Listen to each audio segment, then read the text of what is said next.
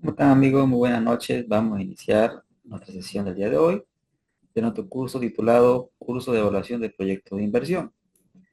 Recordar un poco lo que hemos visto hasta el momento. La idea central para evaluar una inversión, primero determinarla, es decir, cuantificarla. Definir el nivel de inversión es lo primero. El segundo paso es buscar el financiamiento. Cuántos recursos y de dónde van a provenir estos recursos que van a ser necesarios para financiar la inversión. Una vez que hemos determinado la inversión y el financiamiento, tenemos que hacer la proyección de los flujos de caja, es decir, tenemos que definir el horizonte de evaluación del proyecto de inversión y para eso hay diferentes tipos de criterios. Básicamente, todo lo anterior lo podemos esquematizar en un pequeño gráfico, donde nosotros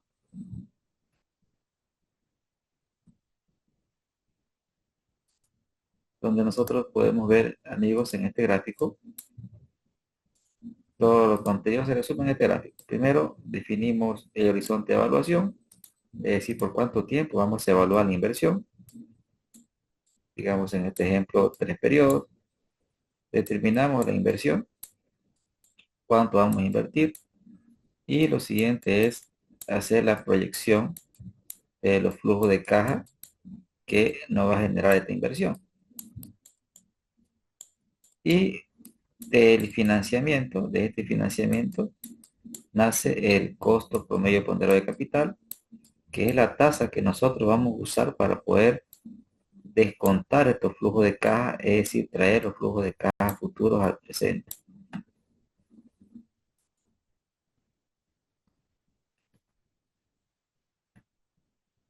Amigos, ¿pueden ver la pantalla? Perfectamente, sí. Ah, gracias. Hernán, ¿ya puede ver la pantalla?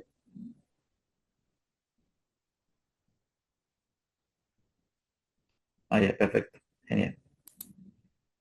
Entonces, pero como estos flujos de caja, amigos, van a ocurrir en el futuro, es ahí donde viene la importancia del análisis de riesgo. Es decir, tenemos que tomar una decisión conociendo las dos caras de la moneda, que en la primera cara es el riesgo y en la segunda cara es el rendimiento. Riesgo versus rendimiento. Entonces, hoy vamos a hacer un caso completo, pero no sin antes tomar unos 10 minutos para hablar de un pequeño marco conceptual. Titula, ¿no? La construcción de flujo de caja para evaluar proyectos de inversión y las decisiones financieras. Recuerden que el objetivo básico de las finanzas es maximizar el valor de la empresa. Y para maximizar el valor de la empresa hay ciertas decisiones importantes. La primera decisión es la decisión de inversión, es decir, en qué vamos a invertir. Y básicamente las inversiones tienen tres categorías fundamentales. La inversión fija fundamentalmente está asociada a activos fijos, activos no corrientes, amigos que se deprecian generalmente. Acá tenemos, por ejemplo, construcciones, vehículos, muebles y enseres, que son necesarias para el funcionamiento de cualquier tipo de emprendimiento. La principal característica de la inversión fija es que se deprecia. Luego tenemos la inversión diferida, que son todas aquellas erogaciones de dinero con apellido preoperativo. Es decir, por ejemplo, aquí tenemos toda la parte legal, todos los gastos de constitución para que la empresa sea formal. Las empresas antes de operar hacen publicidad, toda la publicidad preoperativa entra dentro de esta categoría. También cuando un negocio va a emprender o va a nacer a la vida, nace ya con un personal, nace con una estructura organizacional preparada para iniciar operaciones del día uno. Pero para que esas personas estén, primero tenemos que buscarlas, tenemos que capacitarlas. Entonces todo ese proceso de búsqueda, capacitación, es parte de la inversión preoperativa. Por ejemplo, una empresa va a nacer con una estructura organizacional compuesta por personas, compuesta por personas. Pero recuerden que cuando nosotros evaluamos una empresa o un emprendimiento nuevo, nosotros estamos fuera de la empresa, estamos aquí, estamos nosotros en el directorio. Y cuando nosotros queremos evaluar un emprendimiento, tenemos que hacerlo desde fuera. Es decir, estamos fuera del negocio, nosotros no estamos en el negocio y lo que estamos evaluando es si el negocio funciona. Por lo tanto, aquí vamos a contratar a un gerente. Este gerente es como el técnico de un equipo de fútbol. Este señor tiene que estar en todo el proceso de capacitación, selección. Por lo tanto, este señor va a estar, va a estar ganando dinero, va a estar ganando dinero sin que el negocio esté operando. Este señor va a estar ganando dinero sin que el negocio esté operando. Esos sueldos se le llama sueldo preoperativo.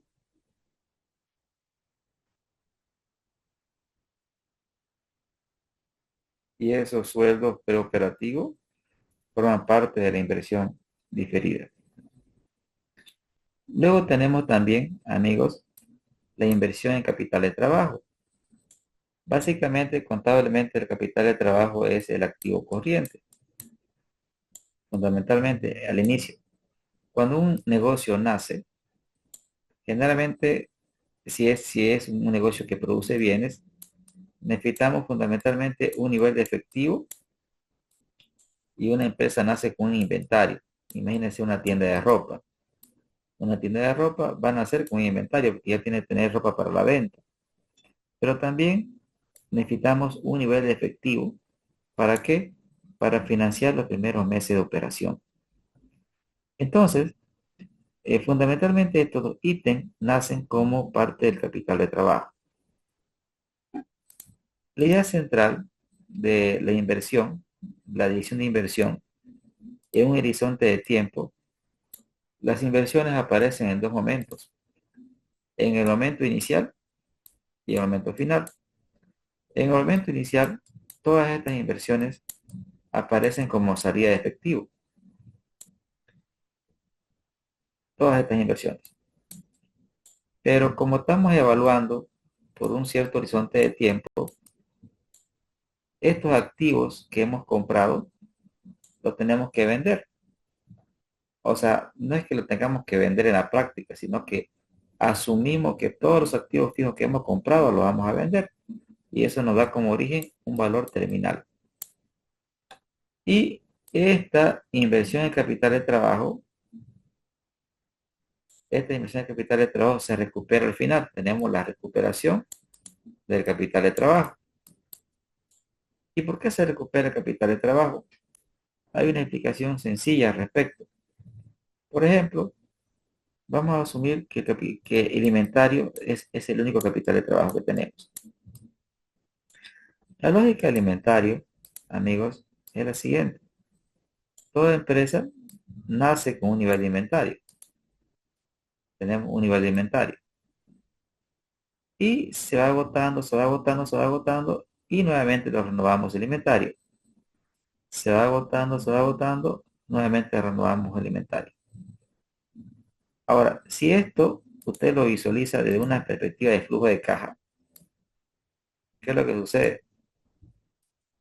Usted cuando inicia con un nivel de inventario, usted está invirtiendo en inventario, o sea, usted tiene una salida de efectivo. Pero como estamos evaluando por cierta cantidad de tiempo, vea que aquí en el último periodo se agota el inventario, pero ya no vamos a invertir, o sea, ya no va a haber futuro. Entonces, ¿qué pasa? En este último periodo ya no voy a invertir en inventario, entonces lo que ocurre es que recuperamos lo que hemos invertido en inventario, lo recuperamos. ¿Por qué? Porque ya no va a haber reinversión.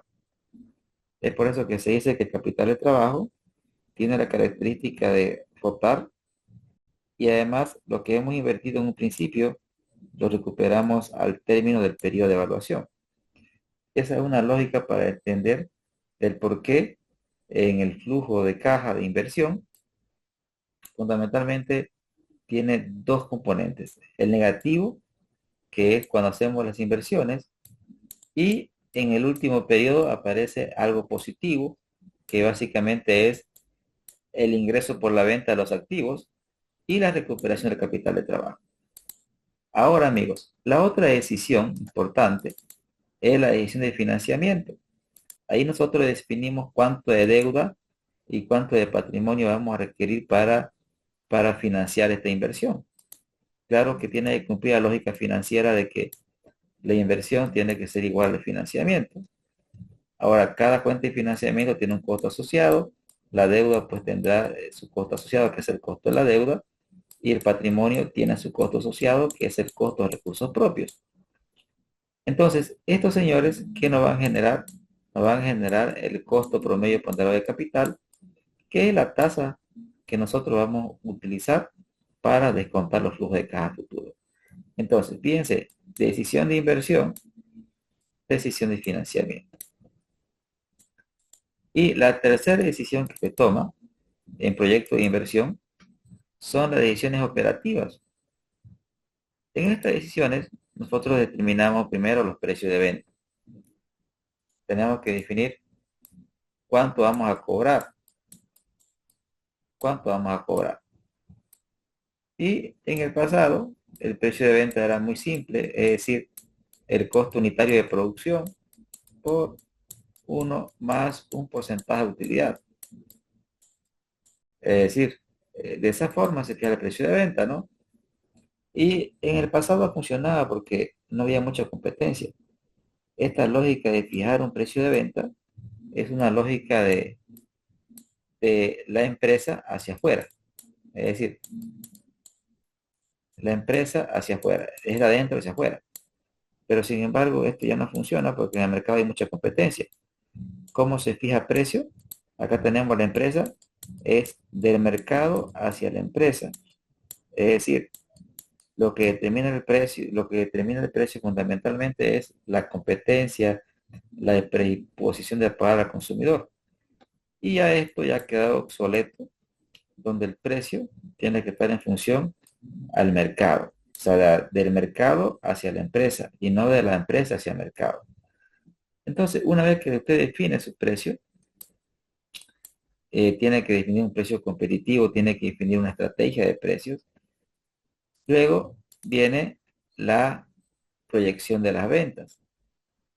Y para determinar las ventas proyectadas de un proyecto de inversión, hay dos variables. La interna, que es la capacidad productiva, o sea, todo emprendimiento tiene una capacidad máxima de producción.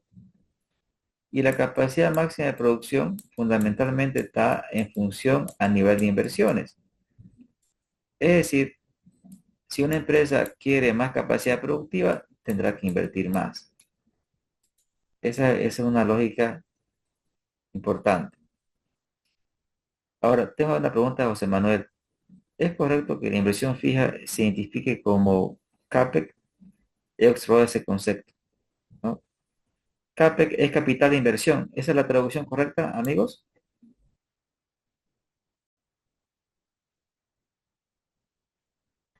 Pregunto.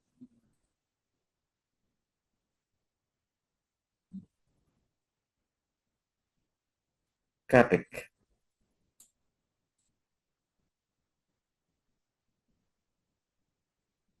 Sí, es correcto. CAPEX es sinónimo de capital de inversión, estimado José, ¿no? Es igual como el término Work Capital, ¿no? Capital de trabajo, Ah, ¿correcto? gracias. Ok. Sí. Perfecto. Genial. Es un término bien universal. Genial. Bien, amigo, como mencionaba, este, las ventas están en función de una variable interna, que es la capacidad productiva, pero también hay una variable externa, que es el mercado. Entonces, ¿cómo defino mi, mi capacidad máxima productiva? Está en función al tamaño de la inversión. Pero para definir mi capacidad productiva, obviamente la condicionante fundamental es la inversión. ¿Y qué condiciona la inversión? El financiamiento, ¿no? Es decir, si logramos conseguir un elevado financiamiento, quizás tengamos una inversión mayor. y con eso una capacidad productiva mayor.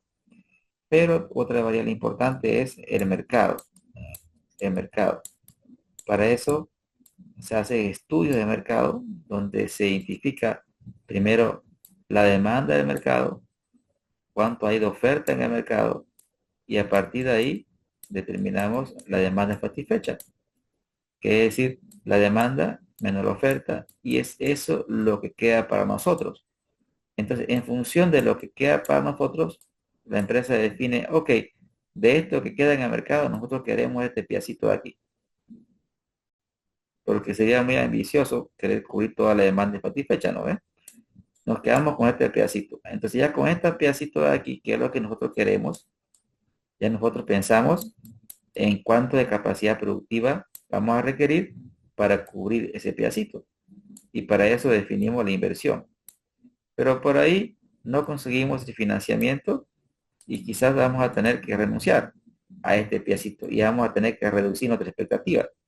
Quizás solo hemos conseguido inversión para cubrir este pedazo pequeño del mercado. Pero esa es la lógica, amigos, ¿no? O sea, veo en el mercado que hay para cubrir, defino el pedacito que queremos, eso determina la capacidad productiva y para esa capacidad productiva defino cuánto voy a invertir, pero para que se dé la inversión, primero tengo que ver de dónde consigo recursos. Si consigo recursos, entonces nos quedamos con todo, ¿no? Si por ahí no consigo los recursos, tenemos que reducir nuestra capacidad productiva y por lo tanto renunciar un poco a nuestra expectativa de cobertura de mercado. Esa fundamentalmente es la lógica, ¿no, amigos? De las ventas. Y luego tenemos que estimar los costos. Estimar los costos, es decir, tenemos que definir nuestra estructura de costos. Generalmente vamos a producir N productos o vamos a comercializar N productos. Tenemos que definir los costos de cada uno de ellos. Ahora bien, para efecto de evaluación de inversiones, se usa el costeo variable. Es decir, nosotros nos interesa determinar los costos variables unitarios de cada producto y esos costos variables van a formar parte del costo de venta. Y aquellos costos que son fijos, aquellos costos que son fijos, los mandamos a gastos operativos. ¿A qué ítem? A gastos, a gastos de producción. ¿Sí? Es decir, en el costo variable lo mandamos al costo de venta y aquellos costos que son fijos los mandamos a los gastos operativos, fundamentalmente a los gastos de producción. Esto es una metodología generalmente aceptada para evaluar proyectos de inversión, amigos. Y luego tenemos que definir nuestros gastos operativos, es decir, eh, los gastos operativos que van a ser clasificados en gasto de administración, gasto de comercialización y gasto de producción. Acá es importante que las empresas acá generalmente trabajan con crédito, entonces de aquí se deriva también las cuentas por cobrar, ¿sí? Mejor dicho, estoy marcando en el precio, ¿no? Me refiero a cuando una empresa define su precio, define su volumen, entonces va a definir su ingreso, pero el ingreso no va a ser al contado, generalmente las empresas operan con crédito. Entonces aquí vamos a tener cuentas por cobrar. Lo mismo con el tema del costo de venta. Aquí tenemos el costo variable unitario, el producto de ambos va a generarme un costo de venta, pero las empresas generalmente operan con crédito. Entonces acá vamos a tener cuentas por pagar.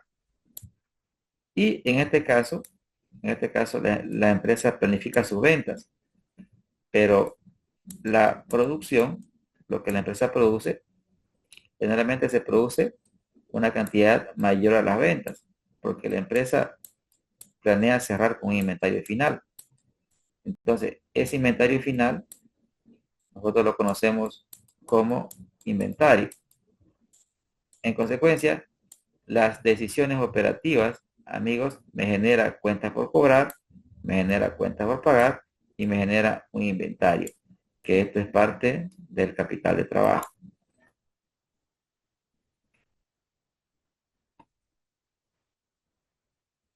Dice, los gastos de venta estarían incluidos dentro de los gastos administrativos. No, los gastos de venta generalmente lo incluimos en los gastos comerciales, Rodrigo. Todo lo inherente a la venta lo metemos en gastos comerciales.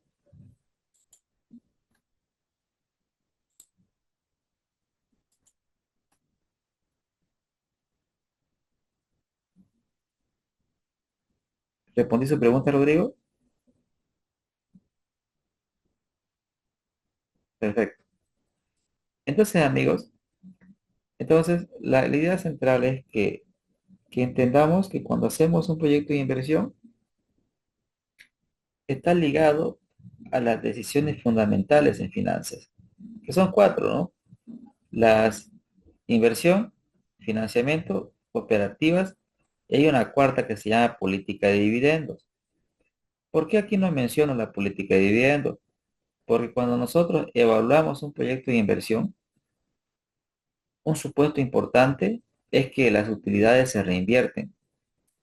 Cuando usted evalúa un proyecto de inversión, no aparece la política de dividendos, amigos, porque se asume que los flujos que se obtienen se reinvierten en el negocio. Ese es un supuesto poderoso y fuerte. Bien, amigos, este remarco conceptual que quería compartir con ustedes, ahora vamos a ir a la solución de un caso de estudio.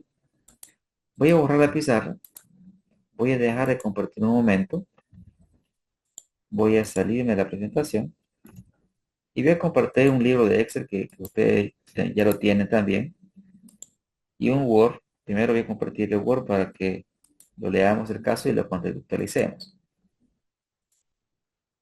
Bien, ahora estoy compartiendo nuevamente la pantalla y vamos a hacer un caso de estudio. Entonces nos han contratado para hacer un análisis de inversión y también de riesgo de un pequeño emprendimiento que titula Delicias SRL la empresa. Para ese efecto nos han proporcionado cierta información, como por ejemplo los precios de venta, los costos variables unitarios. También, al hacer tres productos, se ha hecho un estudio de mercado donde acá tenemos las preferencias que tiene el mercado por el producto. Tenemos las inversiones requeridas, clasificadas en los grupos que hemos visto. La fija, la diferida de capital de trabajo. La inversión fija tiene una vida útil de 8 años y se espera que al final del periodo los activos continúen con un valor de mercado de 600.000. Quiere decir, vamos a evaluar por 5 años y después de 5 años nuestros activos fijos van a tener un valor de mercado de 600.000 bolivianos. Aquí el emprendimiento, aquí tenemos una capacidad productiva. Aquí un error. La capacidad productiva es 800.000. ¿Ya? Vamos a corregir un poco. La capacidad productiva es de 800.000 unidades. Es decir, la inversión va a tener una capacidad productiva de 800.000 unidades. Y de esta capacidad productiva, el año 1 vamos a ocupar el 60%, el año 2 65%, el año 3 70% y así hasta 80%.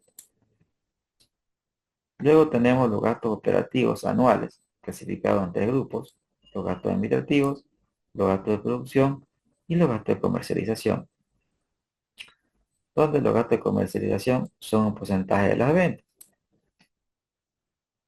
En cuanto al financiamiento, 60% será con recursos propios y 40% será financiado con deuda bancaria a un plazo de 5 años, sistema francés, cuota constante, a una tasa del 10%. El proyecto se va a ejecutar en Bolivia, pertenece al sector de alimentos procesados. Solamente vamos a considerar los impuestos a las utilidades, la depreciación contable, no vamos a contemplar la inflación para fines de este ejemplo. ¿Y qué nos piden? Rentabilidad y riesgo. Todos estos datos, amigos, están en este Excel. Aquí tenemos los datos de los precios los costos variables, las inversiones, la preferencia del consumidor, los gastos operativos. Entonces nosotros vamos a pasar a desarrollar el caso en esta plantilla para que optimicemos los tiempos. Lo primero que vamos a determinar es la estructura de inversión y financiamiento. Es lo primero que hacemos. Entonces tenemos las inversiones, voy a colocar igual, firma datos, amigos, de copiar las inversiones fijas, copio las inversiones fijas,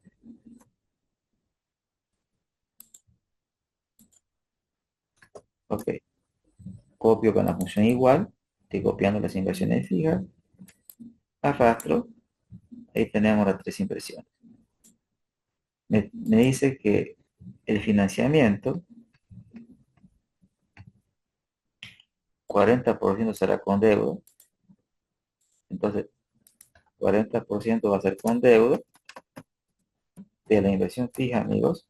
Voy a multiplicar por el 40% que va a ser financiado con deuda. Ahí tenemos la deuda, que es el 40% de la inversión. Si esta parte, amigos, es el financiamiento, entonces la diferencia será aporte propio. Es decir, el monto total de la inversión, amigos, menos la deuda. Y esto lo replicamos. Entonces, tenemos, ahora bien, ¿cuánto es el porcentaje de financiamiento propio? ¿Cuánto es el porcentaje de deuda? ¿Qué hacemos aquí? Usted agarra y divide el aporte propio entre el total de inversión. Y esto, amigos, lo arrastramos. Acá hacemos lo propio.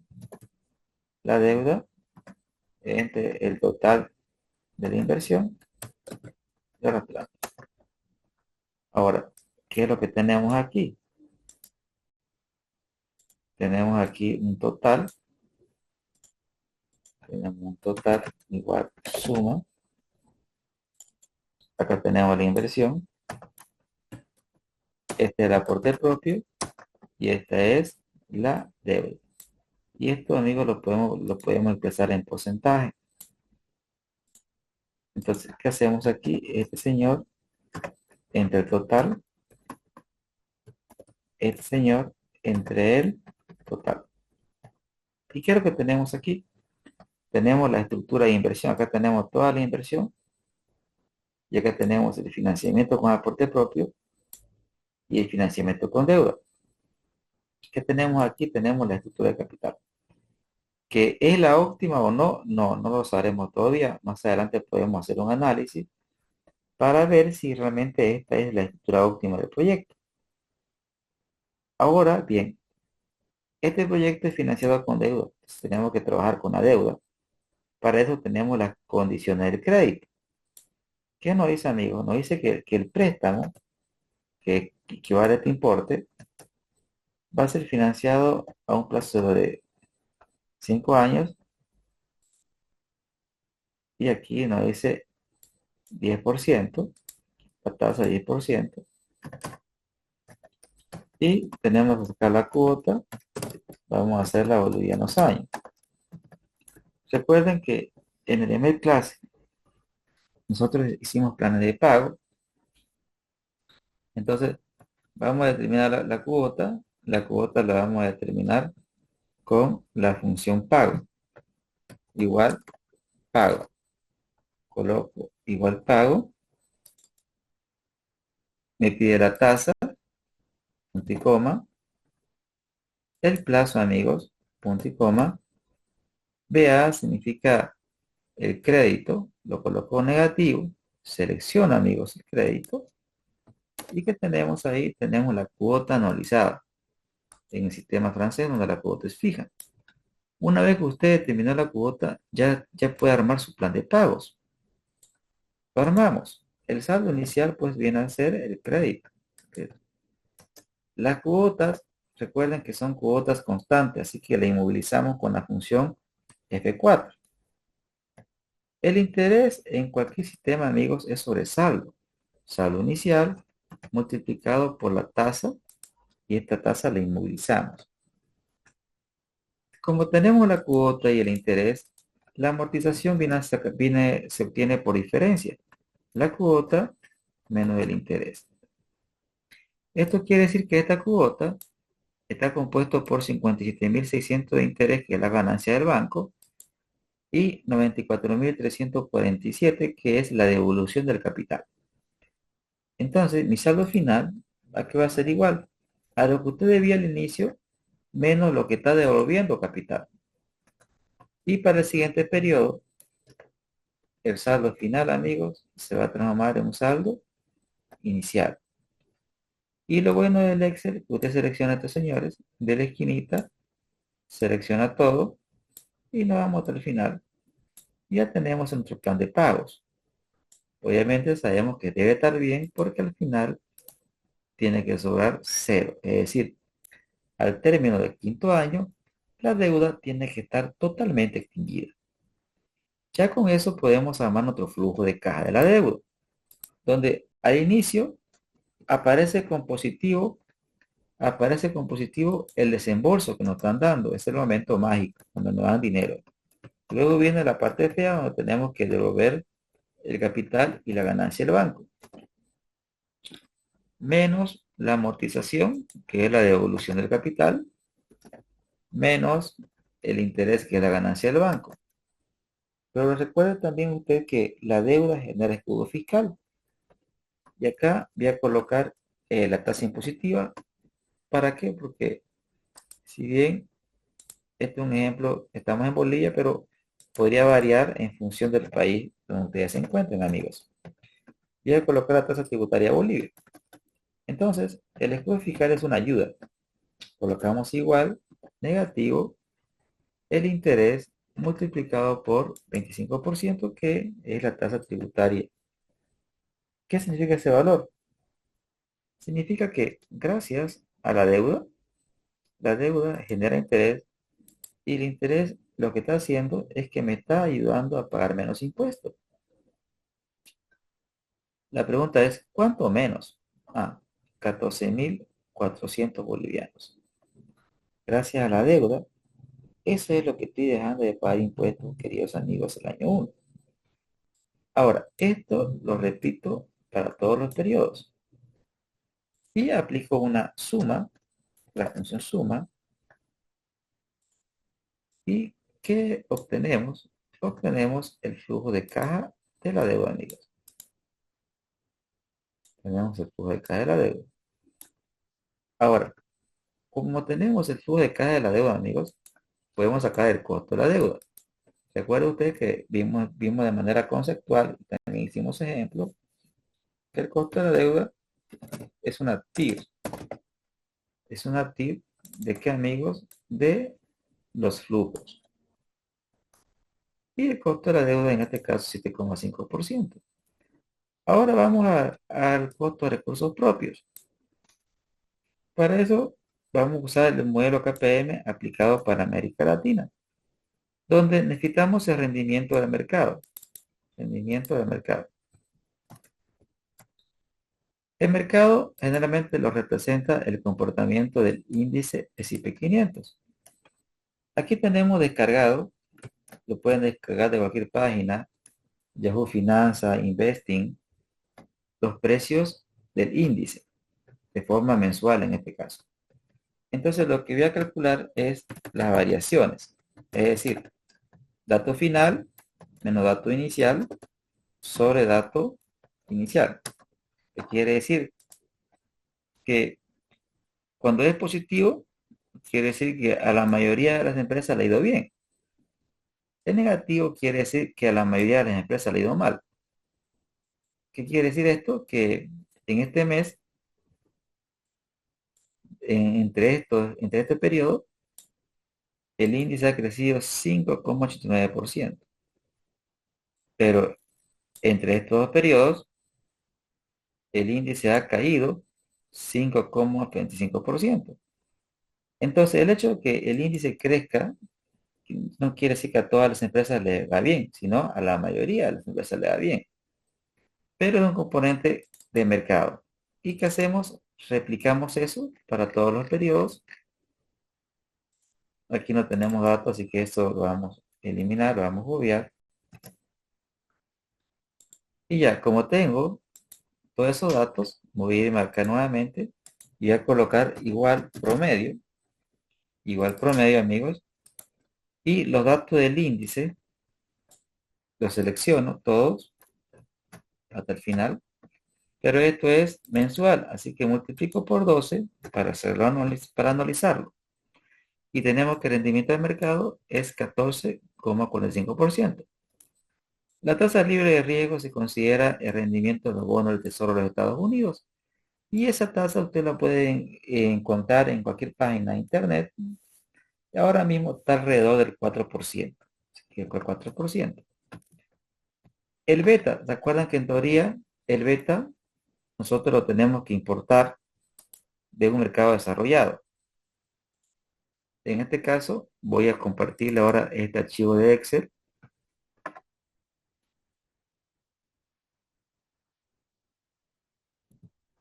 Ahora,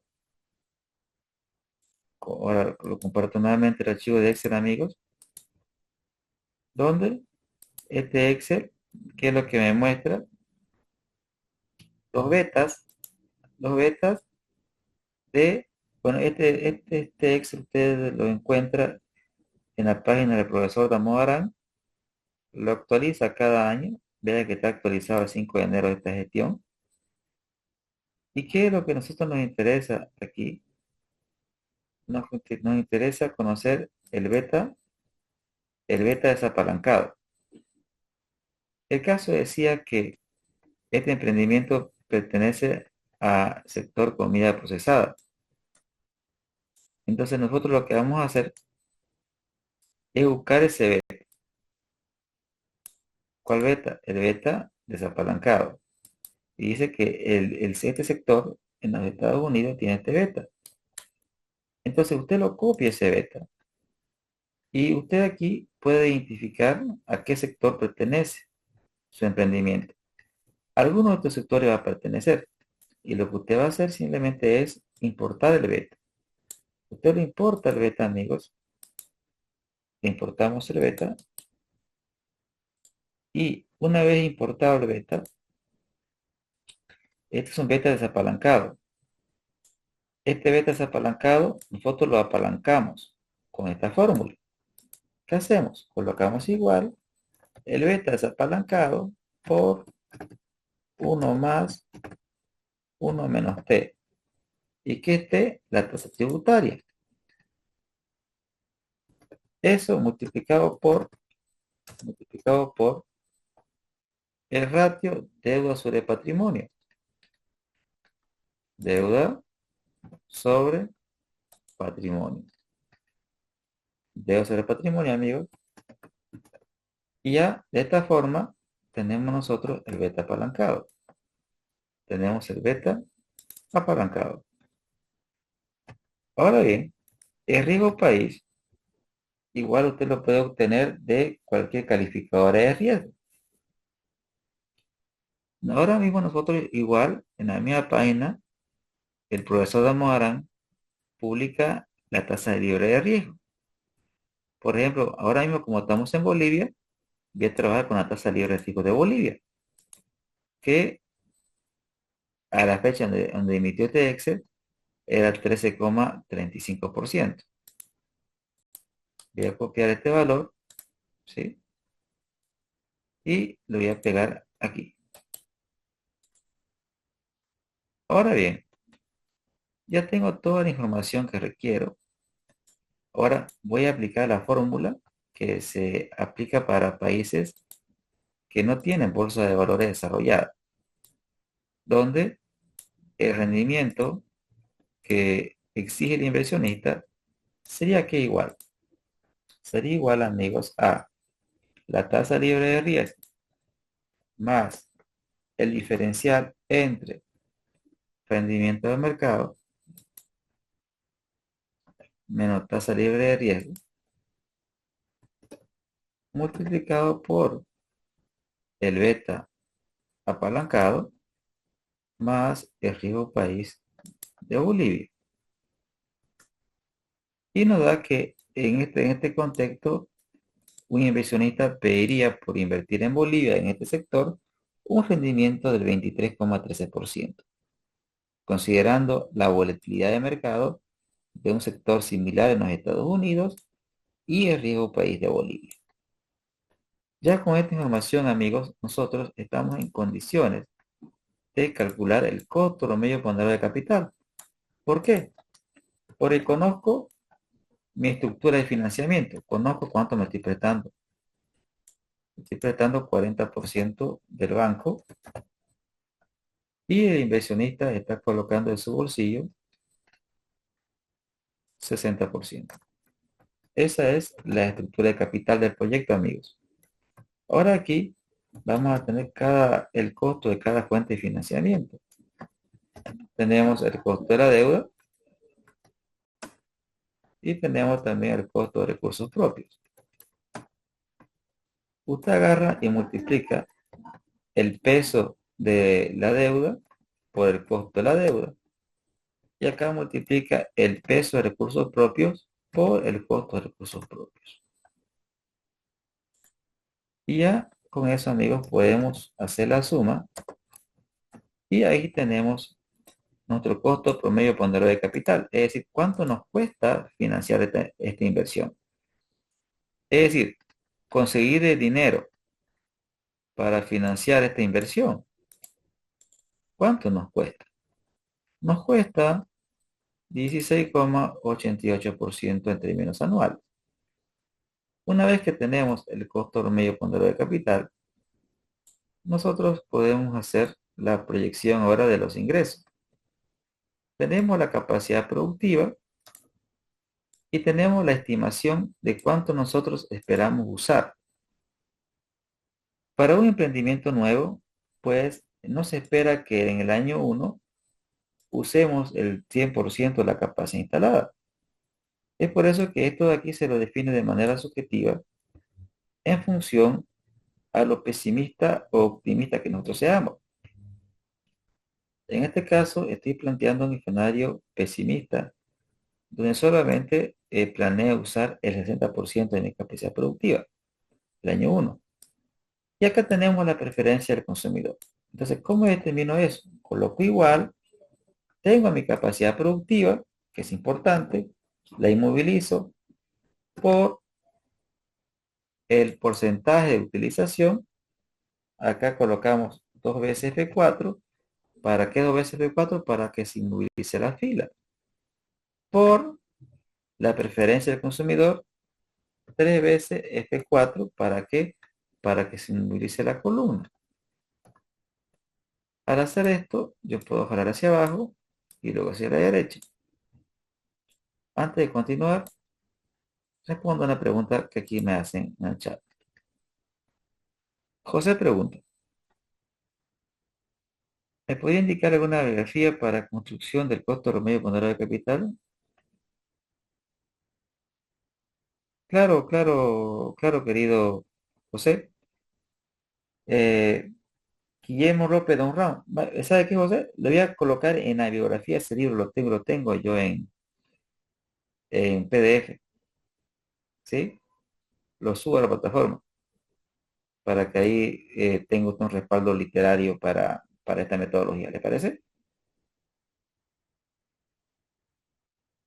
Perfecto. Bien, amigos, tenemos aquí la proyección de las cantidades. Vea usted que estoy considerando mi capacidad productiva, el porcentaje de utilización y las preferencias del consumidor. Todo esto es totalmente encontrable y además debería estar en cualquier proyecto de inversión. Debería estar en cualquier proyecto de inversión. Si usted no define la capacidad productiva y comienza a proyectar sus ventas, como decimos acá en Bolivia, le está pelando al gajo. Y aquí cuento una anécdota así de rapidito. Yo estaba de jurado en una defensa de posgrado acá en Bolivia Y la postulante definió, era un food truck, era como un carrito hamburguesero, donde tenía solamente una persona que atendía ese carrito, vendía hamburguesas. Entonces, ¿qué pasaba? Todo bien, todo es espectacular, o sea, el proyecto es espectacular, o sea, genial, todo bien, hasta nos invitó a hamburguesas. Pero, ¿saben qué? ¿Cuál fue el error garrafal? Fue, y mi pregunta fue así, usted es una señorita, yo le pregunto, ¿no? Usted debe ser una persona con mucha influencia, y me responde sorprendida, ¿por qué, licenciado? ¿Por qué sucede? Porque cuando yo calculo la cantidad vendida de manera mensual, resulta ser que mensualmente esta persona ha proyectado vender 100.000 hamburguesas. ¿Y por qué digo que debe tener mucha influencia? Porque si tiene solamente una persona, amigos, tendría que ser pues amigo de Flash o Superman, ¿no? Porque solamente esa persona podría elaborar esa cantidad de hamburguesas en un día, ¿correcto? Entonces, si usted no determina su capacidad productiva, se cae sus ventas porque no responde a la variable interna. Es decir, debo preguntarme, ¿puedo producir con el activo fijo que tengo? Y el personal, esa es la pregunta clave, que no se le da mucha importancia, queridos amigos, a veces, ¿no? Entonces, una vez que usted ha determinado sus ventas, tenemos los precios. Tenemos los precios. Esos precios los tenemos aquí en datos. Tenemos los precios de los productos. Los selecciono, coloco uno, 2, 3 veces de 4 para poder inmovilizar la columna. Cuando coloco 3 veces de 4 yo puedo hacer esto, amigo. Jalo y jalo a la derecha y se va a copiar todo. Ahora, tengo los precios proyectados, amigos. Ahora, estoy en condiciones de calcular los ingresos. Por definición, el ingreso es precio por cantidad. Es decir, sería la función suma producto de las cantidades multiplicada por los precios. Y ya con eso ya podríamos jalar a la derecha y tenemos la proyección de los ingresos. Una vez que tengamos los ingresos, ya podemos proyectar el costo de venta. Para el costo de venta necesitamos las cantidades a vender. Coloco igual, amigos, y voy a ingresos, selecciono la cantidad vendida, doy un enter y jalo hacia abajo y luego hacia la derecha. Y simplemente lo que estoy haciendo, estoy copiando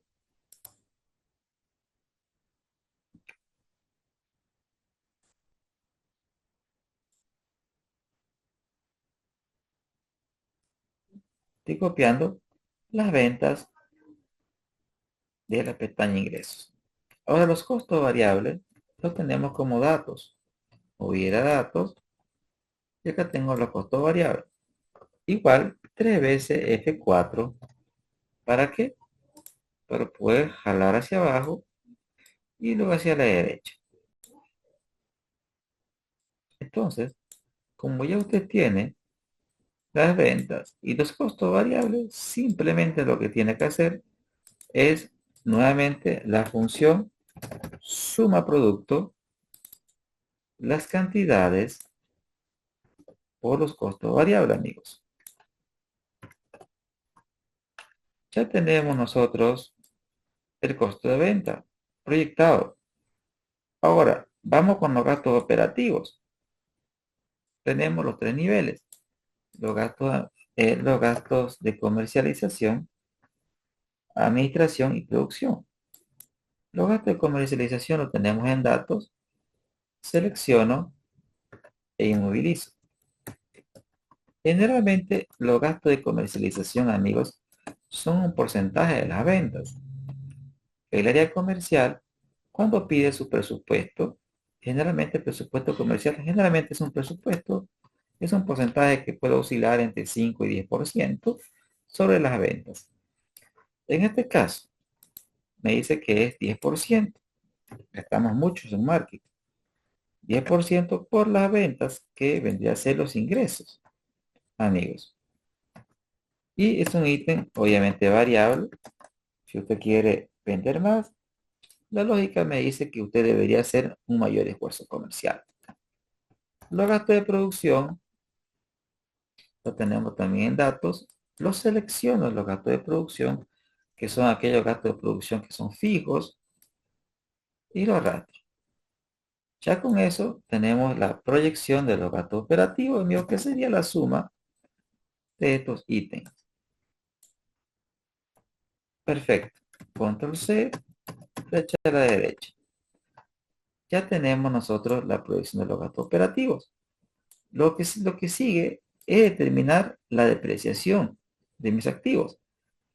En este caso tenemos la inversión fija, que la tenemos como un monto global.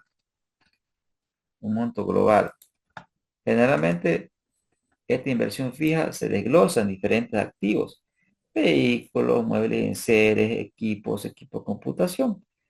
Y cada activo tiene su vida útil, que va a depender de la legislación de cada país, amigos.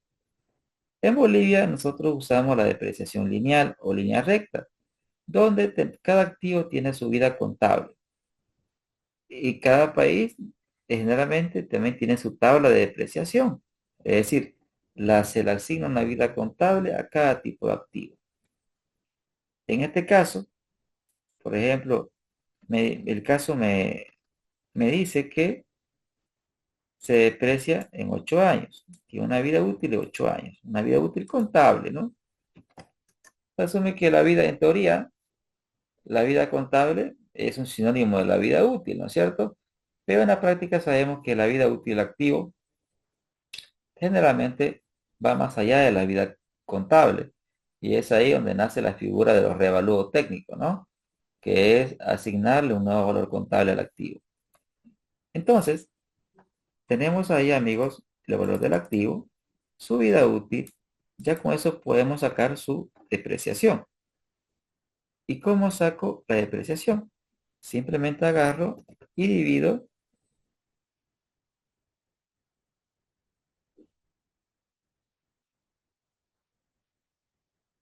Ahora agarro y divido.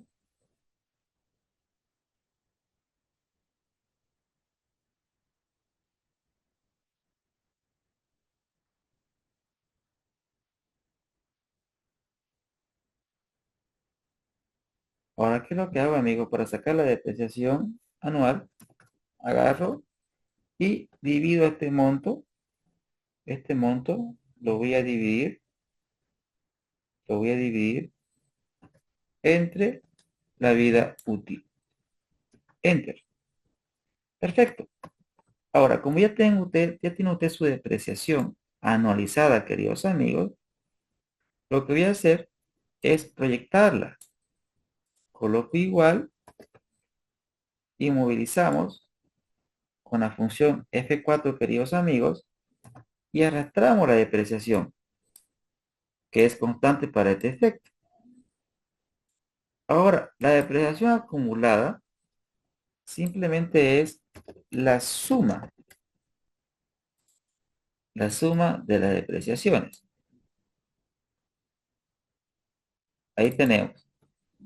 Y el valor en libro es el valor contable de mis activos al término del periodo de evaluación. Como estamos evaluando por 5 años, el valor en libro sería, amigos, el valor de mi inversión menos el desgaste acumulado de mis activos. Y es el valor contable en mis activos. Ahora bien, la inversión diferida se amortiza de igual manera que los activos fijos. Va a depender de la legislación de cada país. Por ejemplo, no sé si alguien nos pudiera decir de Costa Rica. Por ejemplo, tengo estudiantes de Costa Rica, ¿sí? O podrían compartir ustedes en cuánto tiempo se amortizan la inversión diferida. Bueno, acá tengo en el chat. Adelante, Rodrigo.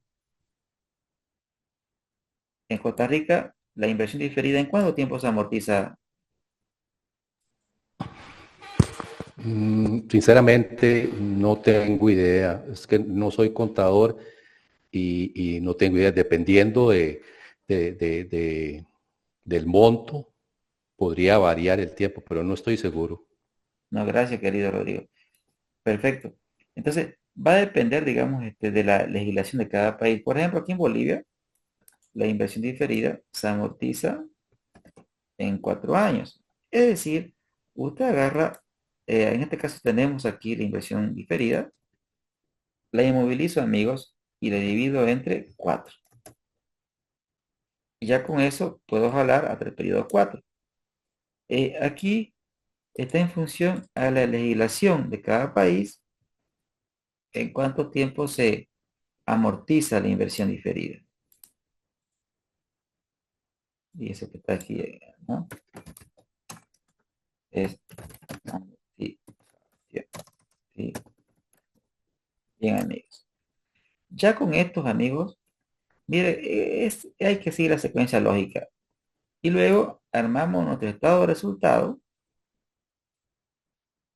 donde tenemos los ingresos proyectados, agarra igual, nos vamos a la pestaña ingreso, selecciono el ingreso. Costo de venta, igual, costo de venta, selecciono el costo de venta. Gastos operativos, igual, selecciono usted los gastos operativos.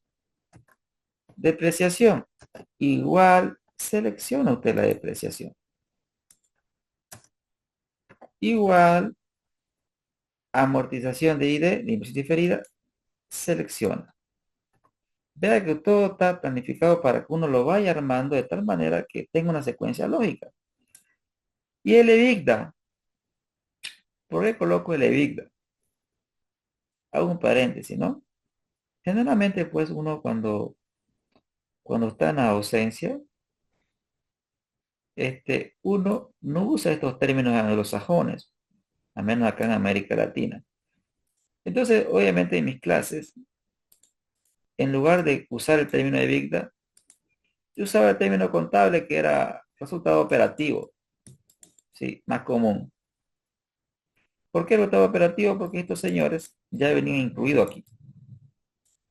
Pero ¿qué sucede? Me pasó una anécdota con una estudiante que hizo su práctica en una empresa multinacional.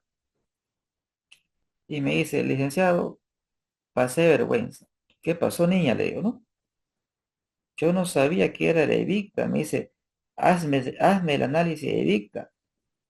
Ah, de ahí, obviamente, eso pasó hace muchos años atrás, unos 10 años atrás. Pero me llevó la reflexión de que uno cuando enseña finanzas o explica finanzas, debe plantearlo en términos internacionales, porque el EBITDA y el EBIT son términos financieros muy usados, muy referenciados. Entonces, no es algo de que uno tenga el complejo gringo, para nada, ¿no? O sea, es que es un término internacional y por lo tanto tiene que estar presente en nuestros flujos. El EBITDA simplemente es el resultado operativo, pero antes de depreciación y amortización. Y el EBIT es el resultado operativo antes de qué? De intereses e impuestos. Y el EBITDA es el resultado operativo antes de intereses, impuestos, depreciación y amortización. Entonces, amigos, después de contarles esa anécdota, hacemos la diferencia. Y acá el EBITDA viene a ser este señor menos este señor acá. Y el EBIT es este señor menos la depreciación menos la amortización de la impresión diferida. Los intereses nosotros lo tenemos en nuestro plan de pago que hemos elaborado, amigos. Aquí tenemos los intereses. Pero vamos a obviar el negativo, le vamos a colocar un menos delante, o voy a multiplicar por -1 para que todo esté en positivo. ¿Listo? Y el resultado antes de impuestos también es una diferencia. Y acá en el IUE voy a multiplicar a este señor por Miren, voy a colocar acá por la tasa, porque eso ustedes lo van a modificar de acuerdo a su país. Y el resultado neto, queridos amigos, es la diferencia. Entonces, queridos amigos, ya tengo ya el estado de resultados y lo que voy a hacer es de acá de la esquinita, lo voy a jalar hacia la derecha. Y tengo acá la proyección de mi resultado neto. Y a partir de este resultado, queridos amigos, nosotros vamos a armar nuestro flujo de caja. Y nuestro flujo de caja tiene una estructura básica, donde tenemos primero el flujo de las inversiones, donde usted va a colocar los tres tipos de inversión que expliqué al principio. La fija, la diferida y diferida. Ya, corrijo. Coloco igual y van en el periodo cero, queridos amigos, van con signo negativo. Coloco igual menos. Voy a ir a buscar a la pestaña inversión y financiamiento. Voy a buscar ahí las inversiones. Enter. Y voy a arrastrar hacia abajo. Ahí tenemos las inversiones que, como se explicó en la teoría, son salida de efectivo. Ah, pero el capital de trabajo se recupera. Tengo una consulta aquí. No, claro, Víctor, el Excel va a estar disponible en la plataforma, tanto la plantilla como la solución y todas las plantillas que he usado en esta clase. Va a estar disponible en la plataforma. No tenga pena por eso. Bien, queridos amigos. El capital de trabajo se recupera al término del periodo de evaluación. Amigos, pero acá, ¿qué sucede? En literatura de proyecto, ¿qué hacen? Colocan igual negativo y listo, ¿no? ¿Qué están haciendo con eso? Dice la teoría, como le expliqué al principio, la inversión de capital de trabajo se recupera al término del periodo de evaluación. Pero ¿qué sucede? Esto que he hecho estaría correcto siempre y cuando los ingresos de una empresa sean constantes. Pero sin embargo, generalmente los proyectos, amigos, tienen ingresos de tipo creciente. Y como los ingresos son de tipo creciente, tenemos que pensar que la empresa, si mis ventas crecen, va a crecer el inventario, va a crecer la cuenta por cobrar. Entonces, el capital de trabajo crece en función de los ingresos, generalmente. En consecuencia, tenemos que hacer una operación auxiliar. No es tan sencillo como colocar igual el mismo valor, pero en positivo. No, eso es incorrecto. Lo que nosotros debemos hacer, amigos, es hacer un cálculo auxiliar donde voy a colocar acá igual negativo, voy a colocar la inversión de capital de trabajo. ¿Y qué voy a decir? Para el año 1, como el capital de trabajo varía en función de las ventas, ¿qué voy a hacer?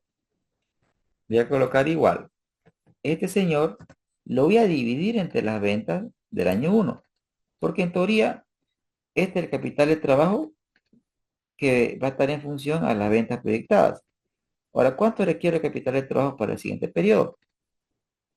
Multiplico por las ventas del siguiente periodo. Enter. Y arrastro, amigos. ¿Qué estoy haciendo? Estoy diciendo que este capital de trabajo para el año 1, este capital de trabajo para el año 2, este es el capital de trabajo para el año 3, este es el capital de trabajo para el año 4 y este capital de trabajo para el año 5. En el año 5 no requiero capital de trabajo por el año 6 porque no va a existir año 6. Estamos evaluando por 5 años. Entonces, ¿cuál es la lógica? La inversión en capital de trabajo va a aumentar. ¿Por qué? Porque está aumentando las ventas. Esa es la lógica. ¿Para cuánto voy a invertir en capital de trabajo? Voy a invertir 200.000. ¿Cuánto voy a invertir aquí? 216. Ah, pero usted ya tenía invertido 200. Entonces lo que nosotros colocamos aquí son las inversiones marginales o adicionales en capital de trabajo. Es decir, amigos, coloco negativo igual. Recuerda usted que cuando el capital de trabajo aumenta, significa en términos financieros salida de efectivo. Entonces, ¿qué voy a hacer? Voy a restar este señor menos este señor. Y esa variación la voy a escribir con signo negativo delante. ¿Por qué? Porque recordemos que cuando aumenta el capital de trabajo, en términos financieros significa salida de efectivo, amigos. Doy un enter y voy a arrastrar. Y miren, ¿qué es lo que se coloca aquí? Al término, usted va a colocar este monto de acá. Este realmente es la recuperación del capital de trabajo. También se dice que todas las inversiones que usted hace en capital de trabajo se recupera al término del periodo de evaluación. Es decir, coloco igual menos y hago una suma, amigos, de todas estas inversiones en capital de trabajo y se recuperan al término del periodo de evaluación. Vean que es igual a este monto. También se acuerdan cuando explicamos el tema del capital de trabajo, donde usted invierte en capital de trabajo y luego se agota el capital de trabajo. Acá tenemos positivo, negativo, más, menos, da cero. Es decir, el capital de trabajo es un juego de suma cero, quiere decir. Es decir, si usted suma, queridos amigos, tendría que dar cero, porque lo que usted invirtió en capital de trabajo lo recupera. Luego se dice que es un juego de suma cero. Desde el punto de vista del flujo, ¿no? Si lo vemos como un flujo de caja, usted invierte en capital de trabajo, salida. Luego recupera. El negativo con el positivo se anulan y es por eso que se dice que es un juego de suma cero. Ahora bien, amigos, tenemos también nosotros el valor terminal. ¿Qué es el valor terminal? El valor Una consulta, maestro, nuevamente, que Adelante. perdí la parte por circunstancia del crecimiento del capital de trabajo para el periodo que estamos analizando. ¿Podría repetírmelo nuevamente? No pude visualizar esa parte. Tuve que, Claro que sí, estimado Manuel. por favor. Esta parte de aquí, Manuel, o la última.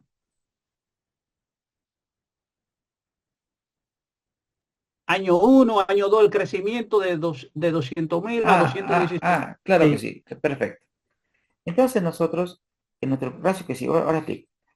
Nosotros primero determinamos el capital de trabajo de arranque, que la lógica es que este es el capital de trabajo que nosotros requerimos para el año uno, queridos amigos.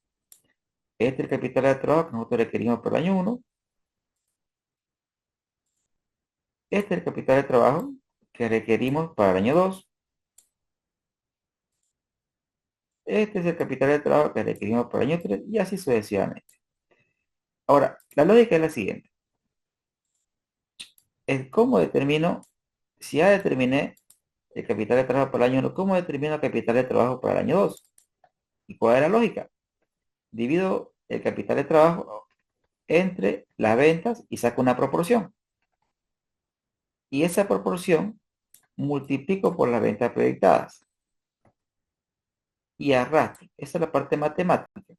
La parte lógica es, si estoy vendiendo más el año 2, la inversión de capital de trabajo debería crecer. ¿Cuál es la lógica? Pensemos que en dos componentes importantes que son las cuentas por cobrar e el inventario. Tanto la cuenta por cobrar como el inventario varían de forma directa de las ventas. Si usted estima vender más, va a tener más por cobrar, va a requerir un mayor nivel de inventario. Entonces, eso es lo que estoy pretendiendo acá colocar. Ahora, en mi flujo, ¿qué va a ir? Va a ir lo que usted invirtió al principio. Y para los siguientes años, lo que usted va a colocar ya van a ser las inversiones marginales en capital de trabajo, las inversiones adicionales. Y este monto de aquí vendría a ser la recuperación del capital de trabajo. Mire, este monto está aquí, este monto está aquí. ¿Y esto de aquí dónde tiene que estar? Estas, amigos, son inversiones operativas en capital de trabajo. Y como son inversiones operativas, tienen que estar aquí en el flujo operativo. Estas inversiones adicionales que son operativas, las reflejamos donde corresponde, que es en el flujo de operaciones. En la literatura de proyectos, los autores la incluyen aquí también, pero es un error conceptual, puesto que repito, en el flujo de inversión va el arranque y el cierre. Lo operativo forma parte del flujo operativo. Entonces, amigos, ¿qué nos falta aquí? Primero respondí su pregunta. Excelente, muy bien, muy bien. Excelente, perfecto, amigos. Amigos, el valor terminal, como les expliqué antes, es el valor de venta de mis activos. Y los activos que he comprado los voy a vender y tengo dos opciones. Venderlos a valor de mercado o venderlos a valores contables. El caso me dice que en el mercado vale 600.000. Entonces voy a hacer una operación matemática. Me voy aquí. Este es el valor en libro. Y tenemos un valor de mercado. ¿Cuánto vale en el mercado? 600.000. Miren, amigos, lo interesante acá. La contabilidad me dice que mis activos valen 450, pero en el mercado me van a pagar. Entonces aquí puedo tener dos cosas, ganancia o pérdida. Entonces en este caso tengo una ganancia de capital. Está ganando usted. Y sobre esa ganancia usted tiene que tributar. Sobre esta ganancia tiene usted que pagar. ¿Qué tiene que pagar? Acá tengo el impuesto. Tiene que pagar el 25% como si estuviera en Bolivia. Entonces, cuando usted genera una ganancia de capital, entonces, ¿cuál es la lógica? ¿Cuánto me va a entrar de dinero? A usted, empresario, le va a entrar lo que le paguen en el mercado, ¿sí? Menos los impuestos que tiene que pagar el gobierno por la ganancia de capital. Así como existe la figura de ganancia, también puede ser pérdida, ¿no es cierto? Es decir, puede ser que en el mercado usted valga, digamos, 300.000. Ahí tiene una pérdida, pero esa pérdida eh, le genera un escudo fiscal a favor. Y por eso que igual se mantiene la lógica. Y mire, le pagan 300, pero con el ahorro tributario vendría a ser mayor lo que estaría recibiendo. Pero en este caso es 600.000, ¿no? Entonces tenemos un cero más. Tenemos una ganancia. Sobre esa ganancia usted paga este impuesto. ¿Y cuánto recibe neto? Recibe lo que en el mercado le van a pagar, menos los impuestos que tiene que pagar el Estado. Entonces, ¿qué pasaría si el valor de mercado es igual al valor en libros? En ese caso, el valor terminal sería pues igual al valor en libros, ¿no es cierto? Porque no existiría ganancia en operación, ni pérdida tampoco. Ahora, este valor, amigos, este valor de aquí, va aquí. Ahí. Vamos a colocar otro color. Ahí, ahí. Para que nos guiamos por los colores. Bien. Y aquí igual, y lo selecciono. Y ya con eso, amigos, tenemos nosotros el flujo de inversiones. Tenemos el flujo de inversiones. Y lo arrastro. Ahora, ¿cómo calculo el flujo operativo? En contabilidad, los contadores, amigos, parten de la utilidad neta. Pero en finanzas no. ¿Por qué no? Porque la utilidad neta está contaminada por los intereses. Y los intereses no forman parte del flujo operativo, sino forman parte del flujo de financiamiento. Repito, de la óptica financiera. Porque los contadores no es que lo hagan mal. De hecho, La contabilidad se respalda con base a normas. Y existen normas que respaldan el hecho de que los intereses se coloquen en el flujo operativo. Pero desde el punto de vista financiero es incorrecto. Desde el punto de vista financiero, los intereses se generan con la deuda y por lo tanto los intereses forman parte del flujo de financiamiento y no del operativo. Es por eso que nosotros en finanzas partimos del EBIT. ¿Y qué hacemos? Colocamos igual, miren, me voy a ir al EBIT, no voy a irme a la Ultraneta, voy a irme al EBIT, y ya estoy con el EBIT ahí, y voy a multiplicar por 1 menos la tasa tributaria de cada país. En este caso voy a colocar el 25%, porque este ejemplo es un caso de Bolivia. Y lo arrastramos, queridos amigos. Ahora, a esto tenemos que sumar las partidas que no son monetarias. ¿Qué vamos a sumar? La depreciación, amigos, la depreciación y la amortización que está bajito, ¿no es cierto? Y ya con eso tenemos el flujo, hacemos la suma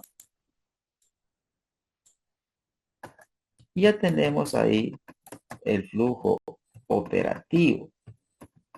Tengo entonces el flujo de inversiones y el flujo operativo.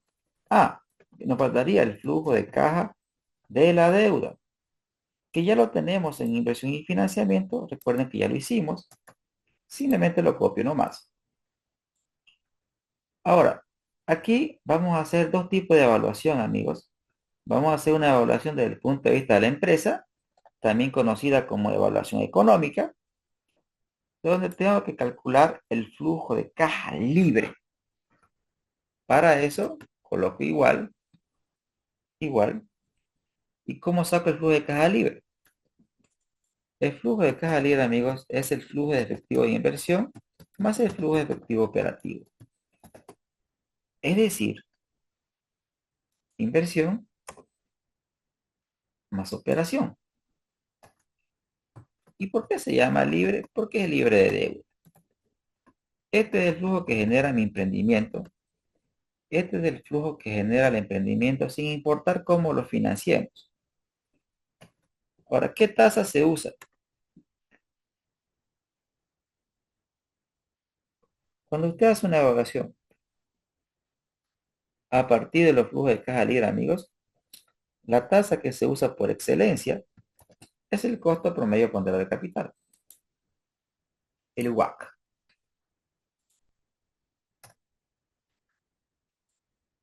Ahora, y la evaluación desde el punto de vista del inversionista parte del flujo de caja del accionista. ¿Y cómo determina el flujo de caja del accionista? Sencillo.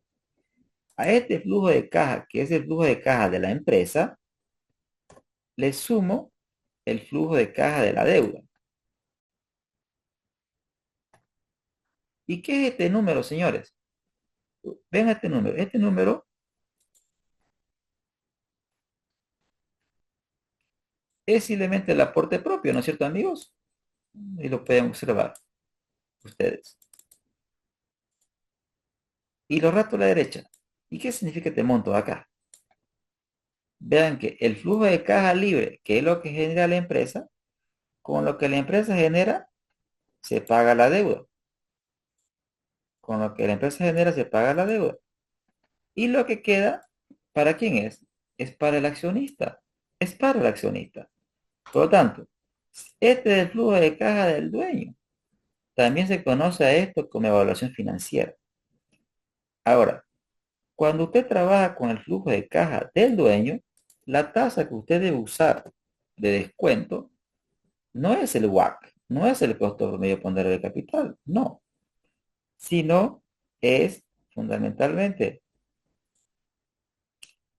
la tasa de rentabilidad del dueño, o sea, este 23,13%. Bien, ahora amigos, vamos a proceder a calcular el BAN. Igual, usamos la función BNA, selecciono el costo de capital y actualizo los flujos de caja, queridos amigos. más la inversión inicial. Y miren, ¿cómo leo este número? ¿Qué quiere decir? Que este proyecto de inversión cubre el costo de capital y además aporta riqueza en bolivianos este importe, en términos actuales. Ahora, esta es la riqueza para la empresa. Pregunto, ¿la riqueza para el inversionista debería ser mayor o menor, queridos amigos?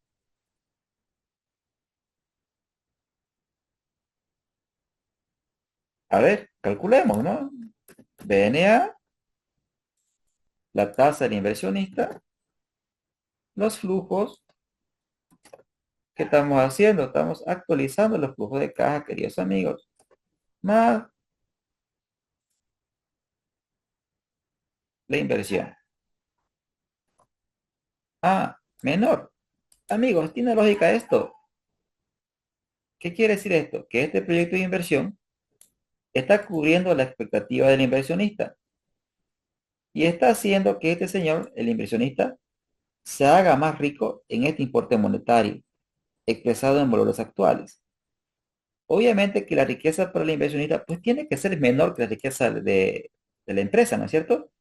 Porque la riqueza del inversionista, recuerden que él está pagando ya la deuda. ¿Correcto, amigos? Entonces la riqueza, lo que le queda para él o para él es, acá en Bolivia, nosotros, al menos en Santa Cruz, no usamos mucho el para, usamos pa, o sea, lo abreviamos, sobre todo aquí los canvas, ¿no? ¿Para qué? Usamos mucho. Parece que no queremos usar la palabra completa, ¿no? Bien, pero eso es un tema de cada país, ¿no, amigos? Bien, amigos, ¿se entiende la lógica hasta aquí?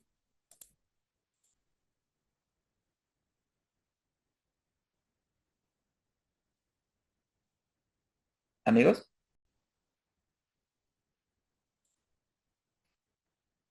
gracias Rodrigo, gracias Víctor,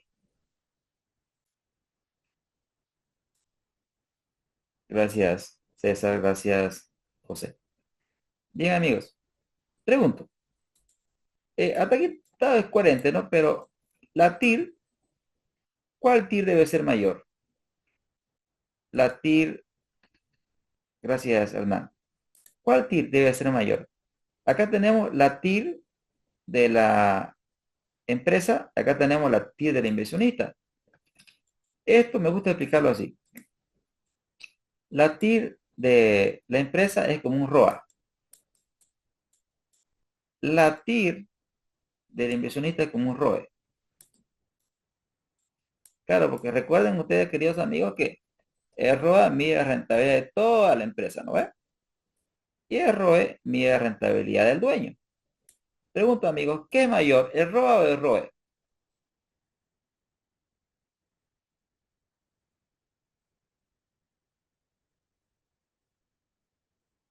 Roa.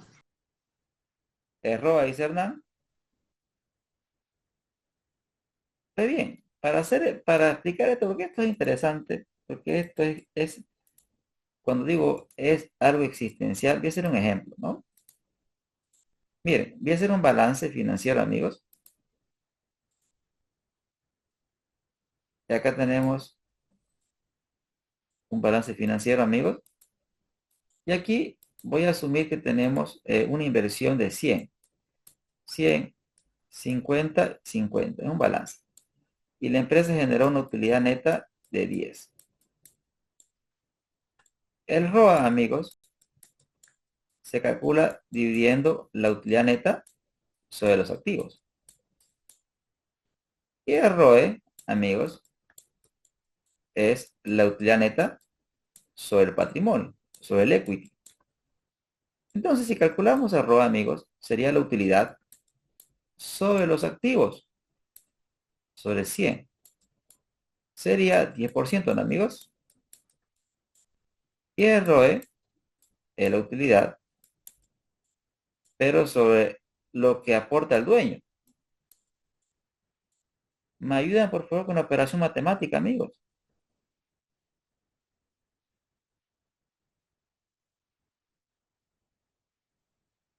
10 de 50%. ¿Cuánto da? Un 20%. 20%. Muy bien. Amigos, ¿qué es mayor? ¿Error o ROE? Roy. Total, totalmente, ¿no, amigos? ¿Y por qué? Porque simplemente el esfuerzo es menor, ¿no es cierto, amigos? Porque recuerden el concepto de rentabilidad, ¿no? La rentabilidad es un cociente entre un resultado sobre un esfuerzo. El ROE mide la rentabilidad total de la empresa y el ROE mide la rentabilidad del dueño. En consecuencia, amigos, en base a esa explicación, ¿qué debería ser mayor? ¿La TIR de la empresa o la TIR del inversionista?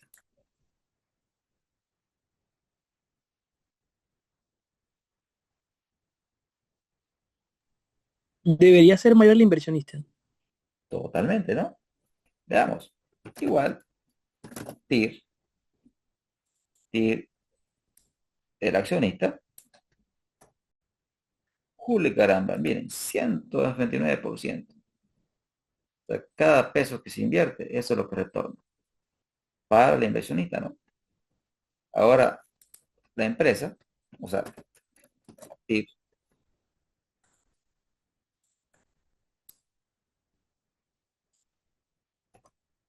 112%. Claramente que la TIR del inversionista es mucho mayor, correcto, porque el capital invertido es solamente el inversionista, ¿no es cierto? Sin embargo, acá estamos viendo la rentabilidad de toda la empresa o de todo el proyecto en sí. Bien, amigos, hasta aquí es la primera parte de la sesión. En la segunda parte vamos a hacer el análisis de riesgo. Pregunto de aquí, amigos, ¿vamos bien? ¿Se está entendiendo?